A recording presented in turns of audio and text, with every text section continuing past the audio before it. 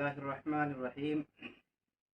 الحمد لله رب العالمين والعاقبة للمتقين والصلاة والسلام على سيد الأنبياء والمرسلين محمد بن عبد الله الأمين وعلى آله وصحبه أجمعين.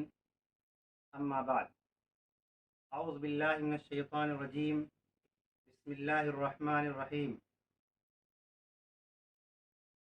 لن تنالوا البر حتى تنفقوا مما تحبون وما تنفقوا من شيء فإن الله به عليم. وقال تبارك وتعالى في موضع آخر: من ذا الذي يقرض الله قرضا حسنا صدق الله العظيم. وقال رسول الله صلى الله عليه وسلم: اللہ فی عون العبد ما کان العبد فی عون اخیہ. محترم حاضرین کرام، آج مقامی جماعت احمد آباد ایسٹ کا ہفتہ واری اجتماع ہے. اس اجتماع کی مناسبت سے مجھے جس عنوان پر آپ لوگوں کے سامنے جو گفتگو کرنی ہے وہ عنوان ہے خدمت خلق کا قرآنی تصور. قرآن کریم میں اللہ تبارک تعالیٰ نے خدمت خلق کے تعلق سے بہت سارے مقامات پر اس کا تذکرہ فرمایا ہے. ابھی میں نے آپ کے سامنے قرآن کریم کی تیسری سورت سورہ آل عمران، اس کی ایک آیت 127ویں پارے سے سورہ حدیث سے ایک آیت میں نے تلاوت کی ہے. ان دو آیتوں میں اللہ تبارک تعالیٰ نے خدمت خلق کے تعلق سے رہنمائی فرمائی ہے. محترم ناظرین کرام، ہم سب جانتے ہیں کہ اللہ تبارک تعالیٰ نے انسانوں کو دنیا میں ایک مقصد کے لیے بھیجا ہے. اس مقصد کو قرآن کریم میں اللہ تبارک تعالیٰ نے سورہ ذاریات میں ارشاد فرمایا ہے کہ انسانوں کے بھیجنے کا جو مقصد ہے دنیا میں وہ بندگی رب ہے. اللہ تبارک تعالیٰ کا ارشاد ہے: وما خلقت الجن والانس الا لیعبدون. ہم نے جنات اور انسان کو اپنی عبادت کے لیے پیدا کیا ہے. اسی طرح 8ویں پارے میں بھی اللہ تبارک تعالیٰ نے انسان اور جنات کی پیدائش کا تذکرہ اسی بنیاد پر کیا کہ انسان کی اور جنات کی جو پیدائش ہے وہ اللہ کی عبادت ہے. اور اللہ کے رسول صلی اللہ علیہ وسلم نے بھی ارشاد فرمایا کہ تم آخرت کے لیے پیدا کیے گئے ہو، دنیا تمہارے لیے پیدا کی گئی ہے. ان الدنیا خلقت لکم وانکم خلقتم للآخرہ. ان آیات سے اور اس حدیث سے یہ معلوم ہوا کہ انسان کا مقصد وجود جو ہے بندگی رب ہے. اب اسی سے یہ بات بھی معلوم ہوتی ہے کہ بندگی رب کیا کیا ہے. آیا صرف نماز، روزہ، حج اور زکوٰۃ یہی صرف بندگی رب ہے یا اس کے علاوہ بندگی رب ہے؟ قرآن کریم نے اس مفہوم کو بہت ہی بہتر انداز میں اور نہایت ہی واضح انداز میں بتا دیا. صرف انسان کا یا انسان کی پیدائش کا مقصد صرف نماز، روزہ، زکوٰۃ اور حج یہ صرف نہیں ہے، بلکہ اس کے علاوہ بھی انسان کہ وہ دوسرے کام جو انسان کرے گا وہ بھی بندگی رب ہے. قرآن کریم میں دوسری صورت میں سورہ بقرہ میں اللہ तबारक ताला ने इस तसव्वुर को एकदम वाज़ेह कर दिया और ये कहा कि नेकी सिर्फ यही नहीं है कि आदमी अपने चेहरे का रुख मशरिक़ व मगरिब की तरफ फेर लेवे, बल्कि बताया नेकी क्या क्या है, उसकी तफसीलात अल्लाह तबारक ताला ने बयान फरमा दी है।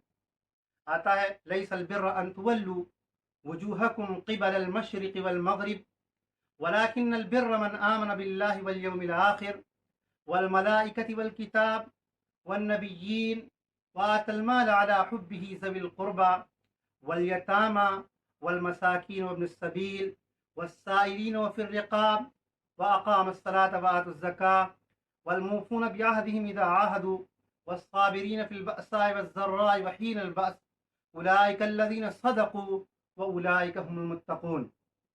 कुरान करीम की इस आयत में अल्लाह तबारक ताला ने नेकी के अजीम तसव्वुर को भी बयान कर दिया और फिर इसके साथ साथ इबादत, नमाज, रोज़ा के अलावा भी बता दिया कि एक मोमिन की बंदगी और क्या क्या चीज़ें हो सकती। यहाँ पर जो तफसीलात बयान की अल्लाह तबारक ताला ने वो ये कि मशरिक़ व मगरिब की तरफ रुख कर लेना सिर्फ काफ़ी नहीं है, बल्कि ये कि अल्लाह पर और आखिरत पर ईमान लाया जाए, फरिश्तों पर ईमान लाया जाए, नबियों पर ईमान लाया जाए। उसके बाद फिर बताया कि अपने पसंदीदा माल को, महबूब तरीन माल को अपने रिश्तेदारों पर खर्च किया जाए, मिस्कीनों पर खर्च किया जाए, गुलामों को आज़ाद कराने पर खर्च किया जाए। ये अल्लाह तबारक ताला ने बताया कि नेकी ये भी है। इसी आयत से हमें ये सबक मिलता है, ये दर्स मिलता है और इबादत का वो तसव्वुर पूरा वाज़ेह हो जाता है। सिर्फ तन्हा नमाज रोज़ा ही इबादत नहीं है, बल्कि जहाँ ये सारी इबादतें हैं और बल्कि ये अरकान इस्लाम में से हैं। और इसी तरह इबादत का अजीम तसव्वुर अल्लाह तबारक ताला ने बयान किया कि यतीम, मिस्कीन, बेवा, परेशान हाल, मुसाफिर, रिश्तेदार, गैर रिश्तेदार, उन सारे लोगों की ज़रूरत और हाजात को पूरा करना है। ये अल्लाह तबारक ताला ने यहाँ पर वाज़ेह कर दिया। हम देखते हैं कुरान करीम में अल्लाह तबारक ताला ने सारी चीज़ें बयान की हैं।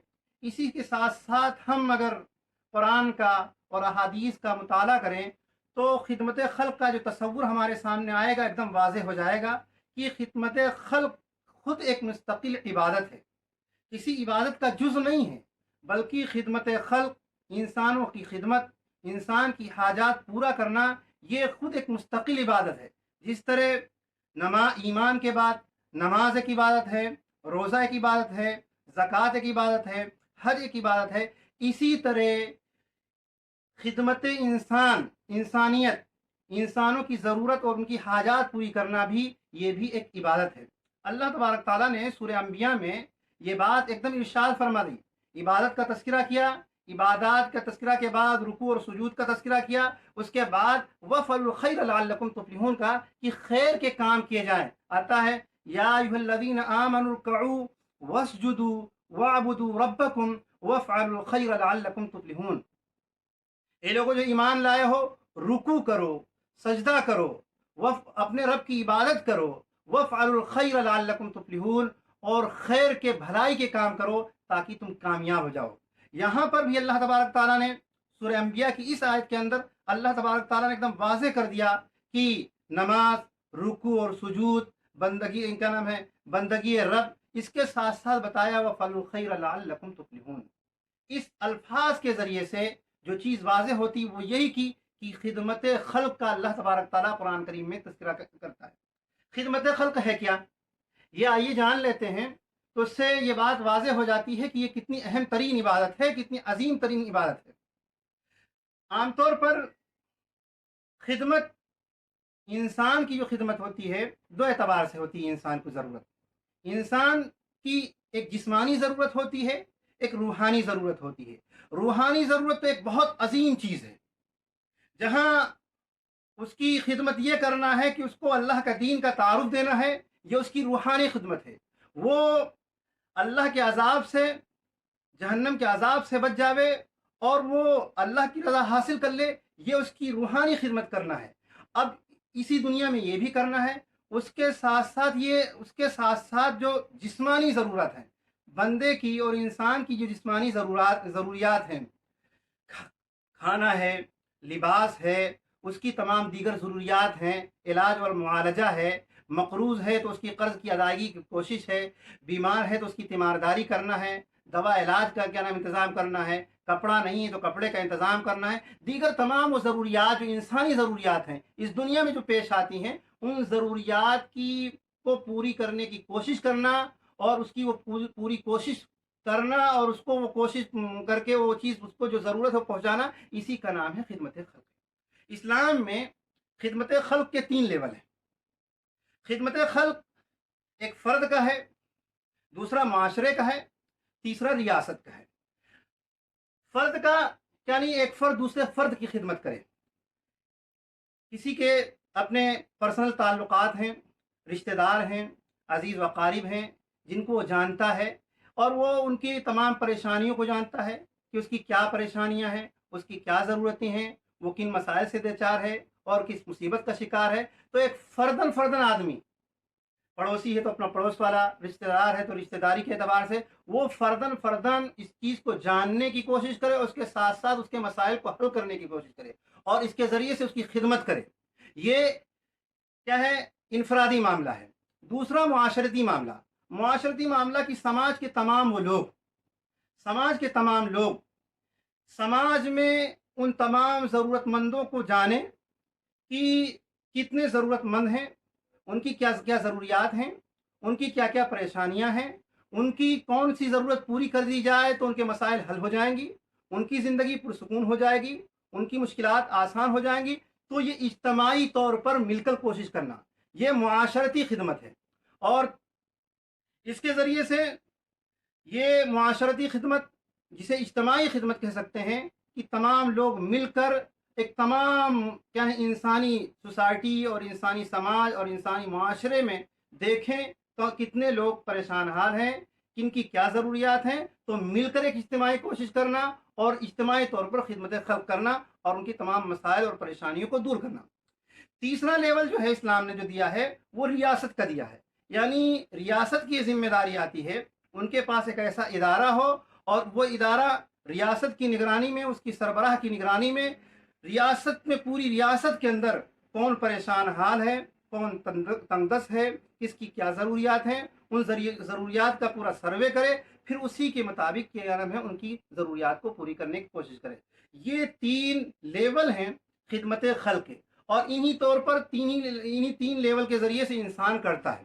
اب اسی کو انفرادی بھی کرتا ہے، اجتماعی بھی کرتا ہے، اور جو ہے ریاستی سطح پر اگر ریاست ہو تو کرتا ہے۔ یہ 3 طور پر تینوں تصور دنیا میں رائج بھی ہیں اور عام طور پر کرتے ہیں، لیکن اسلام نے ان تینوں چیزوں کو کرنے والوں کو بتایا کہ اگر انفرادی خدمت خلق کرتا ہے یا اجتماعی خدمت خلق کرتا ہے یا ریاستی سطح پر خدمت خلق ہوتی ہے، اس کو آخرت سے جوڑ دیا گیا ہے اور یہ بتا دیا گیا ہے تمہیں صرف اس کے کرنے سے دنیا ہی میں فائدہ نہیں ہوگا، بلکہ تمہیں اس کے کرنے سے اللہ تبارک تعالیٰ تمہیں دنیا میں بھی اس کا بدلہ دے گا اور آخرت میں بھی بدلہ دے گا۔ اللہ کے رسول صلی اللہ علیہ وسلم نے ایک بات ارشاد فرمائی کہ اللہ فی عون العبد ما کان العبد فی عون اخیہ، اللہ اپنے بندے کی مدد کرتا رہتا ہے جب تک بندہ اپنے بھائی کی مدد کرتا رہتا ہے۔ اور اسی طرح اسی حدیث میں اس کے پہلے حصے میں کہ اس دنیا کے اندر جو بھی کسی مصیبت زدہ کی مصیبت دور کرے گا، اللہ تبارک تعالیٰ کل قیامت کے دن اس کی مصیبت کو کیا ہے کسی ایک مصیبت کو دور کر دے گا۔ یہ اللہ کے رسول صلی اللہ علیہ وسلم نے تصور دیا ہے۔ قرآن کریم میں جب قرآن کریم کی آیت نازل ہوئی، من ذا الذی یقرض اللہ قرضا حسنا، کون ہے جو اللہ کو قرض حسنا دے؟ صحابہ کرام نے اس آیت کو سنا، ان کے عجیب ان کے دل میں بے چینی پیدا ہوئی کہ اللہ تبارک تعالیٰ ہم سے قرض حسنا مانگ رہا ہے۔ قرض حسنا کا مطلب یہی ہے کہ اپنا وہ جو مال ہے جس کے لیے وہ محنت کرتا ہے، جس کے لیے کوششیں کرتا ہے اور کیا ہمیں رات دن زندگی کھپاتا، اس مال کو اللہ کے راستے میں دینا ہے، اللہ کے بندوں کی ضروریات پر خرچ کرنا ہے۔ وہ جب انہوں نے سنا کہ اللہ کے رسول صلی اللہ علیہ وسلم سے صحابہ کرام پوچھنے کہ اللہ کے رسول صلی اللہ علیہ وسلم اللہ تبارک تعالیٰ ہم سے قرض مانگ رہا ہے، اللہ کے رسول صلی اللہ علیہ وسلم نے کہا ہاں اللہ قرض مانگ رہا، اور قرض کا مطلب بتایا کہ قرض کا مطلب یہ ہے کہ اللہ کو مال کی حاجت نہیں ہے، اللہ کو پیسوں کی ضرورت نہیں، بلکہ اللہ تبارک تعالیٰ چاہ رہا ہے کہ جو بندے صاحب استطاعت ہیں، جن کا اللہ تبارک تعالیٰ نے وسعت دی ہے، جن کے یہاں مالی فراوانی ہے، ان کو چاہیے کہ اپنے اس مال کو، اپنی اس دولت کو، اپنی اس صلاحیت کو، کہ ان لوگوں کے لیے جن کو ضرورت ہے، جو پریشان حال ہیں، جو محتاج ہیں، جو تنگ دست ہیں، ان کو کیا کرے، ان کے لیے کوشش کرے، ان کو خرچ کرے۔ آتا ہے ایک صحابی رسول حضرت ابو دحدہ رضی اللہ عنہ، اللہ کے رسول صلی اللہ علیہ وسلم کے پاس آئے اور انہوں نے کہا، اللہ کے رسول صلی اللہ علیہ وسلم، میرا فنا باغ ہے، اور بڑا باغ تھا، کھجوروں کا باغ تھا، اور انہوں نے کہا کہ اللہ کے رسول صلی اللہ علیہ وسلم، میں اپنا یہ باغ جو ہے اللہ کے راستے میں وقف کر دیتا ہوں۔ جب انہوں نے یہ باغ وقف کر دیا تو قرآن کریم کی یہ آیت نازل ہوئی، سورہ آل عمران کی 4 پارے کی پہلی آیت، لن تنالوا البر حتى تنفقوا مما تحبون۔ جب قرض مانگنے کی بات آئی تو انہوں نے دے دیا، پھر اللہ تبارک تعالیٰ نے جب صحابہ کرام کی زندگی کو، ان کے اس کام کو دیکھا کہ صحابہ نے تو اپنے پسندیدہ مال کو، اپنی ضروریات ہوتے ہوئے، اپنی کوششیں اپنی ضرورت ہوتے ہوئے بھی اپنی پسند کی چیز کو وہ کیا ہے، اللہ کے لیے دے رہے، تو اللہ تبارک تعالیٰ نے کہا لن تنالوا البر حتى تنفقوا مما تحبون۔ اسی طرح دوسری جگہ پر اللہ تبارک تعالیٰ نے دوسری مقام پر بھی یہ بات ارشاد فرمائی ہے کہ خدمت خلق جہاں عبادت بھی ہے، وہاں اخلاق کا یہ عظیم ترین درجہ بھی ہے۔ قرآن کریم ہم پڑھیں گے، قرآن کریم کے 30ویں پارے میں سورہ بلد میں اللہ تبارک تعالیٰ نے بہت ساری نعمتوں کا تذکرہ کیا ہے۔ آنکھ کا تذکرہ کیا ہے، زبان کا تذکرہ کیا ہے، ہونٹ کا تذکرہ کیا ہے، پھر اس کے بعد اخلاق کی اس عظیم بلندی کا، اس عظیم چوٹی کا بھی تذکرہ کیا آتا ہے، الم نجعل له عینین ولسانا وشفتین وہدیناہ النجدین فلاقتحم العقبہ وما ادراک ما العقبہ فک رقبۃ او اطعام فی یوم ذی مسغبہ یتیما ذا مقربہ او مسکینا ذا متربہ۔ اللہ تبارک تعالیٰ نے یہاں پر بتایا کہ تم اس عظیم گھاٹی کو پار نہیں کر سکتے، اس عظیم گھاٹی کی بلندی تک تم پہنچ نہیں سکتے جب تک تم یہ نہ کرو۔ بتایا فلاقتحم العقبہ وما ادراک ما العقبہ، جانتے ہو گھاٹی کیا ہے؟ فک رقبۃ او اطعام فی یوم ذی مسغبہ، گردن آزاد کرانا، غلام کو آزاد کرانا، مسکین کو کھانا کھلانا، یتیم کو کھانا کھلانا۔ یہ عظیم ترین اخلاق ہے۔ وہ شخص جو کامل مومن بننا چاہتا ہے، اللہ کا پسندیدہ بننا چاہتا ہے، اللہ کو اس کے اخلاق، اس کا کردار پسند ہو، اللہ کے ہاں وہ باعزت بنے، اللہ اس کو پسند کرے، اللہ اس سے راضی ہو، تو اللہ تبارک تعالیٰ نے بتایا کہ یہ کام کرنا ہوگا، غلام کو آزاد کرانا ہوگا، مسکین کو کھانا کھلانا ہوگا، یتیم کو کھانا کھلانا ہوگا۔ یہ عظیم چیز ہے اور اسی کو کہتے ہیں خدمت خلق۔ خدمت خلق کا جو قرآن نے تصور دیا، وہ یہ تصور دیا کہ مسکین کو کھانا کھلانا، یتیم کو کھانا کھلانا، اور قرآن کریم کے دوسرے مقام پر اللہ تبارک تعالیٰ نے یہ بات بتایا ہے کہ وَأَطْعِمُ الْبَائِسَ الْفَقِيرَ، فقیروں کو، محتاجوں کو کھانا کھلاؤ۔ اور ایسے بھی آپ قرآن کریم میں پڑھیں گے، قرآن کریم نے بہت ساری عبادتوں پر، جیسے روزہ ہے،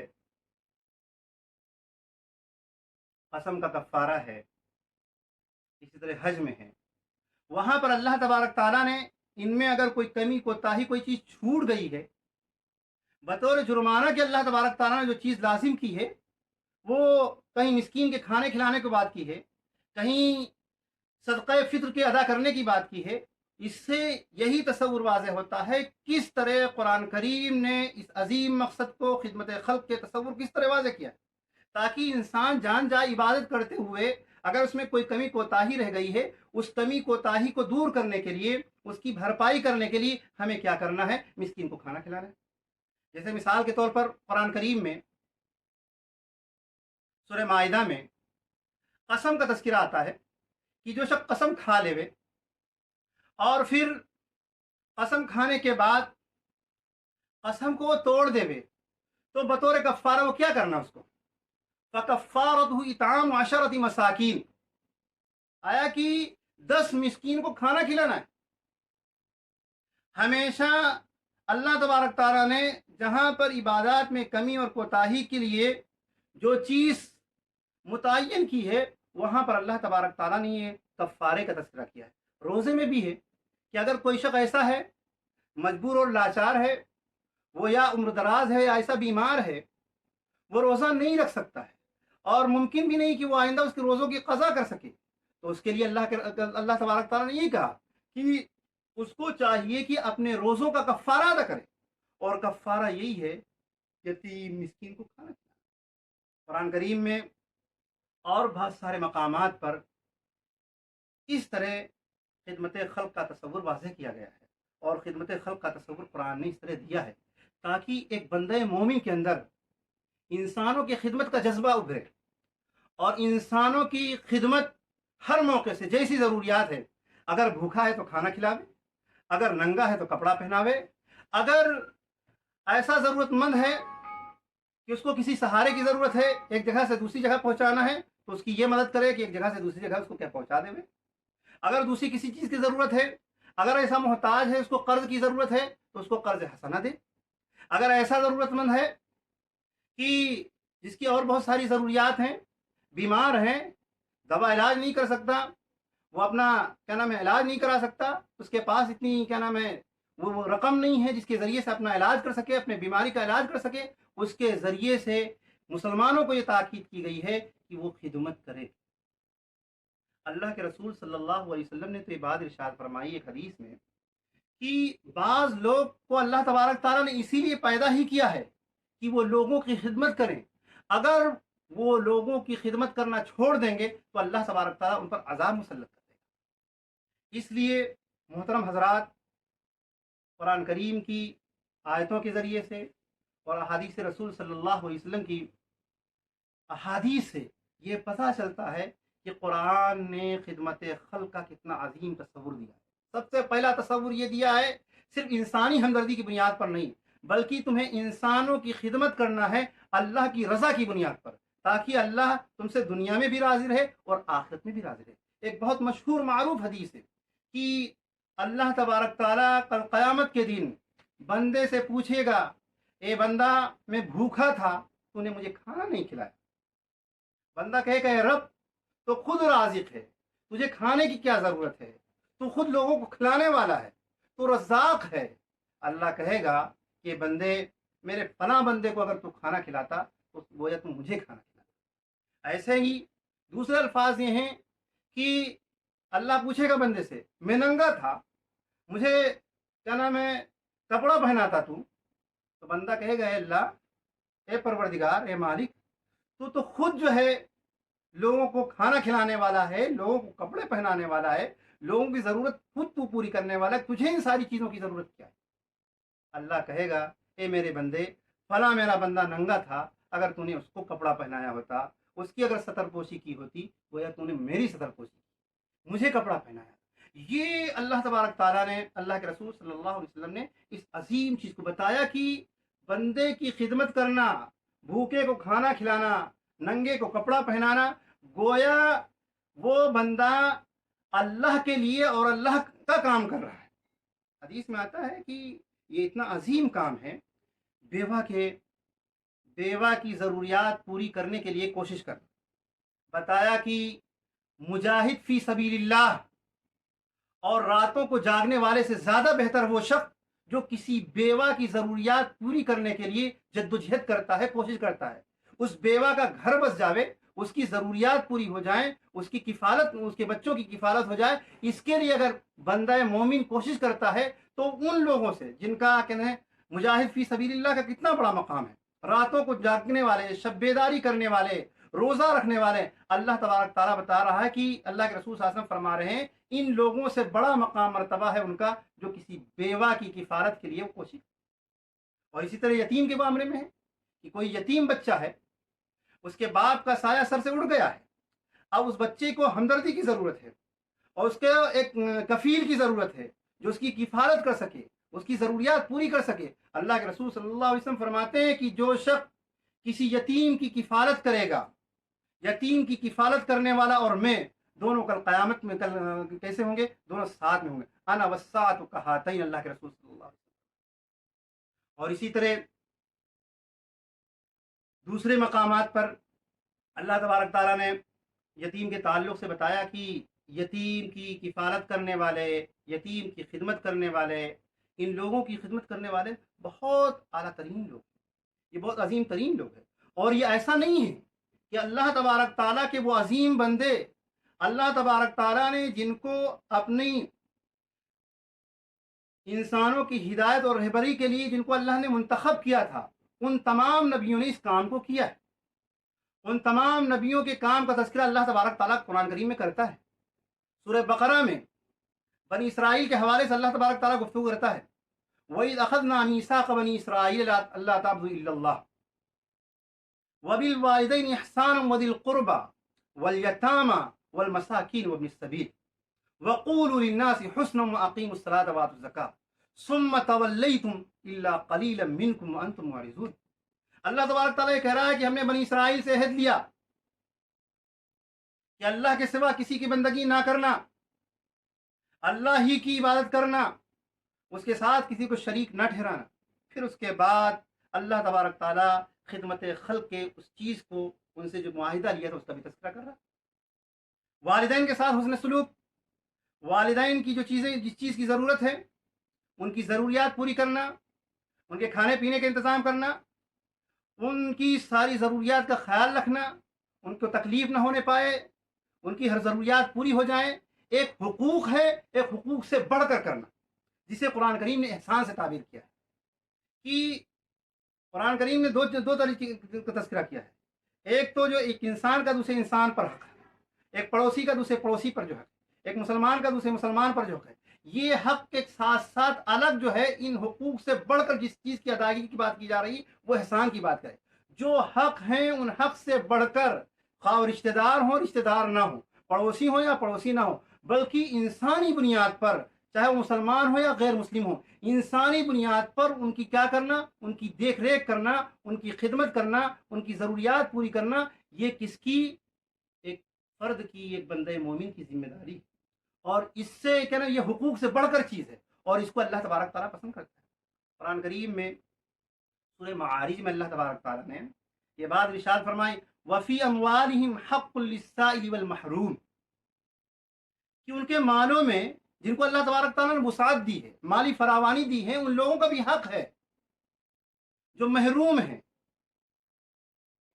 جو مفلس ہیں، جو معذور ہیں، اپنی ضروریات زندگی ٹھیک طور پر کیا نام ہے وہ ٹھیک طور پر گزارنے کے لیے وہ کوشش نہیں کر سکتے، وہ محتاج ہیں. تو ان کے لیے اللہ قرآن کریم نے کہا کہ ان کے مالوں میں ان لوگوں کا حق ہے جو محروم ہے. وفی اموالہم حق للسائل والمحروم. اور اللہ تبارک تعالیٰ نے قرآن کریم میں سورہ دہر میں جہاں متقین کا تذکرہ کیا ہے، جنتیوں کا تذکرہ کیا ہے کہ جنتیوں کو کیا کیا نعمتیں ملیں گی، اور جنتی جنت میں کن کن نعمتوں کو وہ پائیں گے. جہاں اللہ تبارک تعالیٰ نے جنتیوں کا تذکرہ کیا ہے، وہاں جنتیوں کی خوبیوں کا جو تذکرہ کیا وہ اللہ تبارک تعالیٰ نے وہی تذکرہ کیا ہے کہ جنتی تو وہ لوگ تھے، وہ کہتے ہیں وَيُطْعِمُونَ الطَّعَامَ عَلَىٰ حُبِّهِ مِسْكِينًا وَيَتِيمًا وَأَسِيرًا. وہ کیا کرتے ہیں؟ اللہ کی رضا کی خاطر اپنے دل پسند مال کو، اپنے محبوب مال کو کیا ہے لوگوں کو کھلاتے ہیں. وَيُطْعِمُونَ الطَّعَامَ عَلَىٰ حُبِّهِ مِسْكِينًا وَيَتِيمًا وَأَسِيرًا. اپنے مال کو مسکینوں کے لیے، قیدیوں کے لیے کیا ہے خرچ کرتے ہیں، وہ کھلاتے ہیں، مسکینوں کو کھلاتے ہیں، قیدیوں کو کھلاتے ہیں. اور ان کا آتا ہے کہ یہ سارا کام تو ہم صرف اللہ کی رضا کے لیے کرتے ہیں. ہمارا مقصد صرف انسانی ہمدردی نہیں ہے، بلکہ ہمارا مقصد اس کے ذریعے سے اللہ کی رضا حاصل کرنا ہے. وہ آتا ہے انما نطعمکم لوجہ اللہ لا نرید منکم جزاء ولا شکورا. ہم جو کھانا کھلاتے ہیں یا ہم قیدیوں کو جو آزاد کراتے ہیں، اس سے بس ہم اللہ کی رضا چاہتے ہیں. ہم یہ چاہتے ہیں کہ اللہ ہمارا راضی ہو جائے. یہ خدمت خدمت خلق کی جو عبادت ہے، اس عبادت کے ذریعے سے ہم اللہ کی رضا حاصل کر لیں، اللہ کا قرب حاصل کر لیں۔ اسی لیے یہاں پر اللہ تبارک تعالیٰ نے جنتیوں کا جو تذکرہ کیا ہے اور جنتیوں کی صفات کا تذکرہ کیا ہے، وہ جنتی خود یہ بیان کرتے ہیں، وَيُطْعِمُونَ الطَّعَامَ عَلَىٰ حُبِّهِ مِسْكِينًا وَيَتِيمًا وَأَسِيرًا إِنَّمَا نُطْعِمُكُمْ لِوَجْهِ اللَّهِ لَا نُرِيدُ مِنكُمْ جَزَاءً وَلَا شُكُورًا۔ حضرت ابو بکر صدیق رضی اللہ عنہ بڑے جلیل القدر صحابی، اللہ کے رسول صلی اللہ علیہ وسلم نے ایک موقع سے یہی کہا تھا، ہم نے ہر ایک شخص کا حق ادا کر دیا، جس کا جو حق تھا، جس نے جو کچھ مجھ پر احسان کیا تھا، میں نے اس کا حق ادا کر دیا سوائے ایک شخص کے، وہ ابو بکر ہیں۔ ابو بکر نے جو احسان کیا ہے، ان کے احسان کا حق کبھی بھی ہم ادا نہیں کر سکتے۔ ابو بکر رضی اللہ کی آپ زندگی دیکھیں گے، ان کی پوری زندگی خدمت انسانیت میں، خدمت خلق میں گزرتی ہے۔ انہوں نے اللہ کے رسول صلی اللہ علیہ وسلم کے اس پیغام کو اچھی طریقے سے سمجھ لیا تھا، جس میں اللہ کے رسول صلی اللہ علیہ وسلم نے فرمایا الخلق عیال اللہ، پورے کا پورا جو ہے اللہ کا کنبہ ہے، پوری مخلوق جو ہے اللہ کا کنبہ ہے۔ وہ ہر ایک ضرورت مند کو وہ سمجھتے تھے کہ یہ اللہ کے کنبے کا حصہ ہے، اس کی خدمت کرتے تھے۔ آپ دیکھیں گے سب سے زیادہ غلاموں کو آزاد کرانے والے، سب سے زیادہ لوگوں کے لیے پیسہ خرچ کرنے والے، سب سے زیادہ لوگوں کی مصیبتوں کو دور کرنے والے جو تھے وہ حضرت ابو بکر صدیق رضی اللہ۔ ان کی تعریف، ان کا تذکرہ قرآن کریم نے بھی کیا ہے۔ ایک مرتبہ جب حضرت عائشہ رضی اللہ عنہ پر ایک موقع سے، ایک غزوے سے جب واپس آ رہے تھے رسول اللہ صلی اللہ علیہ وسلم، ام المؤمنین حضرت عائشہ رضی اللہ عنہ جب پیچھے رہ گئی تھی، اور پھر منافقین نے جو الزام لگایا تھا اور اس میں کچھ بھولے بھالے مسلمان تھے جو اس میں کیا ہو گئے تھے، اس میں وہ بھی ان کی وہ افواہ میں شریک ہو گئے تھے۔ اور خاص طور پر ایک وہ شخص جو حضرت ابو بکر رضی اللہ کی کفالت میں تھے، حضرت مصطح رضی اللہ، انہوں نے طے کر لیا کہ اب جو ہے ہم کبھی مصطح کی اب کوئی خدمت نہیں کریں گے، ان کی کوئی ضروریات پوری نہیں کریں گے۔ ان کا یہ ارادہ کرنا اللہ تبارک تعالیٰ کو ناپسند آیا، اور اللہ تبارک تعالیٰ نے سورہ نور میں آیت اللہ تبارک تعالیٰ نے سورہ نور میں آیت اتار دی، وَلَا يَأْتَلِ أُولُو الْفَضْلِ مِنْكُمْ وَالسَّعَةِ أَنْ يُؤْتُوا أُولِي الْقُرْبَى وَالْمَسَاكِينَ وَالْمُهَاجِرِينَ فِي سَبِيلِ اللَّهِ وَلْيَعْفُوا وَلْيَصْفَحُوا أَلَا تُحِبُّونَ أَنْ يَغْفِرَ اللَّهُ لَكُمْ۔ قرآن کریم کی یہ آیت سورہ نور کی حضرت ابو بکر صدیق رضی اللہ عنہ کی شان میں نازل ہوئی۔ کیا اس وجہ سے انہوں نے اپنے آپ کو روک لیا ہے لوگوں پر خرچ کرنے کی، لوگوں کی ضروریات پوری کرنے، مسکینوں ضرورت مندوں؟ کیا وہ نہیں چاہتے اللہ انہیں معاف کر دے؟ جب قرآن کریم کی اس آیت کو حضرت ابو بکر صدیق رضی اللہ عنہ نے سنا تو حضرت ابو بکر صدیق رضی اللہ عنہ نے اس سے زیادہ اور اس سے بہتر طریقے پر ابو مصطح کی کفالت کی۔ اور اس کے علاوہ آپ دیکھیں گے حضرت طلحہ رضی اللہ عنہ ایک صحابی رسول ہیں، ان کا بہت بڑا باغ تھا، اور وہ اس پورے باغ کو لوگوں کی خدمت کے لیے، انسانوں کے لیے پورا وقف کر دیتے۔ اور دوسرے صحابہ کرام کے بارے میں آتا ہے پوری زندگیاں صحابہ کرام کی لوگوں کی خدمت سے بھری ہوئی تھی۔ اللہ کے رسول صلی اللہ علیہ وسلم کی آپ زندگی دیکھیں گے، قرآن کریم کا جیتا جاگتا نمونہ، قرآن کریم کے تمام فرمان کا ایک دم کیا ہے، حقیقی تصویر۔